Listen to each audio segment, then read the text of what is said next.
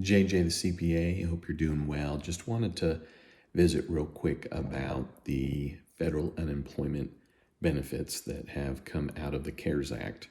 So the first thing to note is that unemployment benefits are always paid through the state previously, and any kind of federal involvement related to that was all through the state. But this is a situation where those that become unemployed are going to get relief directly from the federal government. And even if they, under the CARES Act, even if they don't qualify for the state benefits in their state, because states do have different criteria, they nonetheless can qualify for unemployment under the federal program. And without going through every detail, as long as that person is either trying to get work or is, meeting these broad categories, they're going to be able to get this benefit up to $600 a week. It's a maximum basically of 39 weeks. It does provide that if the state benefits run out, that the federal will go another 13 weeks. And as it relates to the self-employed, they're able to qualify for this as well. I understand it'll be administered by the IRS, so we're still waiting on the details related to that. But there's never been unemployment benefits for the self-employed. Now, as it relates to the benefits that somebody can get if they are, unemployed, laid off.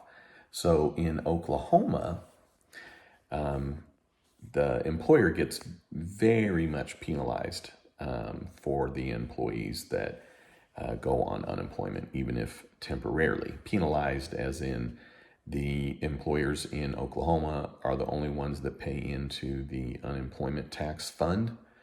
And if there's anybody that ever claims, then the rate goes up, and therefore the employer is going to pay more moving forward. And so I've been telling clients, hey, before you make any decisions about your employees, let's see what comes down the pike and figure out if it would make sense. So kind of where we're at, I was on Fox News.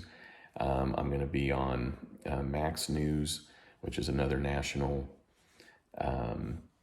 news station. But what's got me on both of them is that I'm saying, employers don't let your employees go.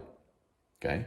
So I've got other videos about it, and it's not that it's an ethical or moral. It's just if you run the numbers, and I know that we're in a pandemic and there's a lot of things going on, but we will be out of it soon. Everybody's in the same boat.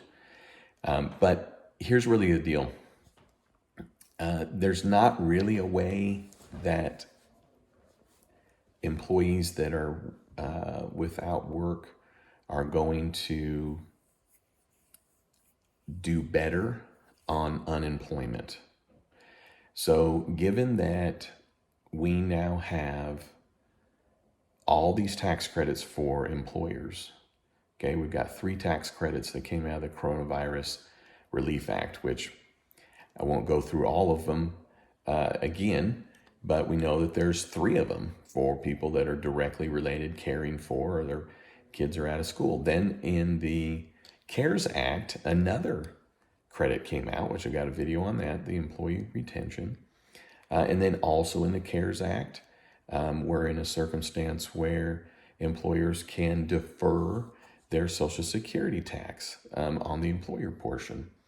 And then to boot, there's this PPP program, or it's not a PPP program, it's a Paycheck Protection Program, which you could say PP program.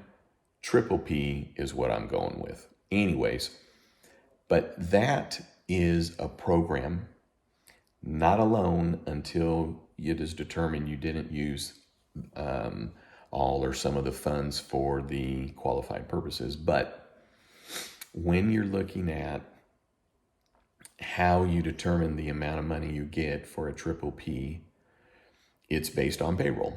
And then when you're looking at the qualifying expenses, it's basically payroll, the health insurance on the employees, rent, and utilities. So if you are letting your employees go, then you're going to be in a circumstance where you're not going to have qualified expenses once you get the PPP money, if that's what you're doing. But there's just so many ways that the government has come up with for businesses to keep employees on that we then should do it. So if you're getting ready to let an employee go, then it needs to just be because it's a permanent situation. So if you're running low on funds, you know, the PPP money, I mean, I think it'll be here quicker than if somebody was going to file for unemployment on Monday. By the time they got their money, that employer would probably have their triple P money first. I think it's devastating as much as employees are team players, but it's devastating. I haven't been an employee since I was 25 years old, but 25 years old in 3 months. But anyways, devastating for an employee to lose their job, and massively devastating in circumstances like this. And so if the government has provided all these different avenues, then it's up to the employer to take advantage of them to keep their payroll going. Now, there's probably all kinds of circumstances where it's just not going to work. Well, that's probably because the business is done. It's over with and it's not coming back. Or the business has changed so drastically, it's 2:00 in the morning, that you're making a different decision. But if you're just in the if you're in the coronavirus crisis, okay, you should just not let your employees go, okay? Now, there is the federal unemployment there for those that can't, but for big businesses, they may get into that. For the smaller businesses, I know it's tough because small business owners, they're taking care of their family, their needs. They have all of these obligations that come up. And so, it might feel better to say, well, hey, I'm going to let the employee go because then they can get the federal unemployment because I can't pay them anything. If you really can't pay anything, like you don't got anything, well, then, yeah, that probably makes sense to do that. And then if they come back, okay, great. There's some provisions related to this on employees that have been let go that come back and new employees that come on and all that good stuff. But, the purpose of the triple P is to retain employees. So if you can, just hold on a little longer, because that triple P money is coming, and it's going to be like the ice cream man driving down the street, okay? You're just going to have to get to the curb, which is about that easy, okay? You're going to an ATM machine, right? It's not that it's like, well, the bank doesn't matter, because it does in the sense that, the bank's going to be the one that's going to be administering the loan, but at the same time, you need the relief now. So long story short, find every way possible to keep your employees on, and then properly take advantage of all of these tax credits. All right. Hey, thanks for listening. I really appreciate it. I wish you would, and hope you do, subscribe to my YouTube channel. I really appreciate it. And then hashtag JJ the CPA. I created a community service website called jjthecpahelp.com, where I let people know that I put information out there. There's the reason I set it up separate from my business is I don't sell anything on there. I don't think you can even figure out how to contact me.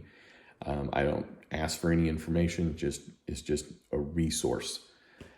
So thanks for tuning in, and I really, really appreciate you. Thanks for the comments, and such a sore subject to talk about. It's just terrible circumstances to be in. So, all right, well, be safe out there, and we will get through this. Absolutely.